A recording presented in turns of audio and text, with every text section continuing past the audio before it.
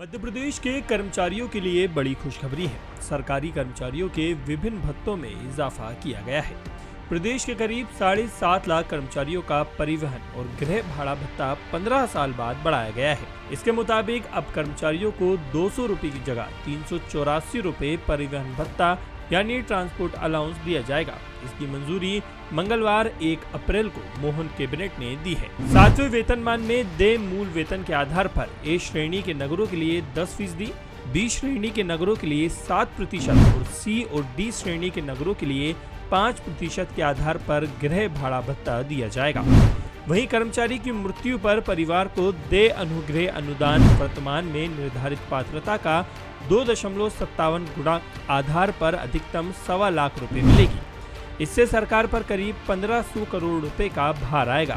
सरकारी कर्मचारियों को मिलने वाले दैनिक भत्ता, वाहन भत्ता, मील भत्ता, ठहरने की पात्रता, प्रदेश के बाहर यात्रा के दौरान स्थानीय परिवहन, स्थानांतरण पर घरेलू सामान का परिवहन और स्थानांतरण अनुदान, स्थायी यात्रा भत्ता में प्राइस इंडेक्स के आधार पर वृद्धि की जाएगी। मंत्रालय भवन में संचालित वित्तीय प्रबंधन सूचना प्रणाली संचालनालय राज्य सरकार अधिकारी कार्यालय में पदस्थ सरकारी कर्मचारियों को भी मंत्रालय के समान अधिकारियों के बराबर मंत्रालय भत्ता दिया जाएगा।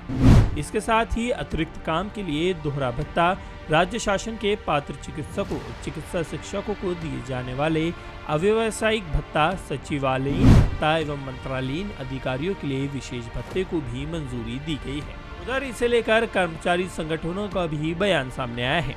तृतीय वर्ग कर्मचारी संघ के प्रदेश महामंत्री उमाशंकर तिवारी ने कहा कि भत्तों को 13 साल बाद मंजूरी दी गई, वो भी आशा के मुताबिक नहीं मिला। मध्य प्रदेश सरकार द्वारा कर्मचारियों के वाहन भत्ते और गृह भाड़ा भत्ता और अन्य भत्तों में जो वृद्धि 1 अप्रैल 2025 से की गई है, जिसकी उम्मीद की जा रही थी कि सरकार पिछले आदेश से 13 साल बाद और 7वां वेतनमान लागू होने के बाद 9 साल बाद वृद्धि कर रही है, तो सरकार उचित तरीके से करेगी, महंगाई के अनुरूप करेगी। लेकिन सरकार ने ऐसा नहीं किया है, जिसके प्रति हमारा गुस्सा है और हम चाहते हैं सरकार केंद्रीय दर और केंद्रीय तिथि अनुसार ही इन भत्तों में वृद्धि करती तो बहुत खुशी होती। जहां केंद्रीय कर्मचारियों को 2790 रुपये वाहन भत्ते के रूप में मिल रहे हैं, वहां सरकार द्वारा 384 रुपये दिए जाएंगे, जो कि पहले 200 रुपये मिल रहे थे। इसी प्रकार से प्रदेश के कर्मचारियों को जो मकान भाड़ा भत्ता है उसमें 10, 7, 5% अलग अलग शहरों के अनुसार किया गया है। वहीं केंद्रीय कर्मचारियों को 10, 20, 30% के हिसाब से मकान किराया भत्ता मिलता है, जो कि इस महंगाई में बहुत ज़रूरी है।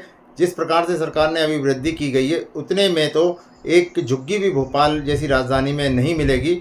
और महंगाई बहुत है, कर्मचारियों के परिवार हैं और उन परिवारों को उनको अपना दायित्व निभाना है, उनकी जिम्मेदारियां हैं। तो कर्मचारियों की और उनके परिवारों को जो आर्थिक रूप से मजबूत करने की नीति है सरकार की, वो करना चाहिए। हम सरकार से मांग करते हैं पुनर्विचार किया जाए और केंद्र के अनुसार ही इन भत्तों में वृद्धि की जाए।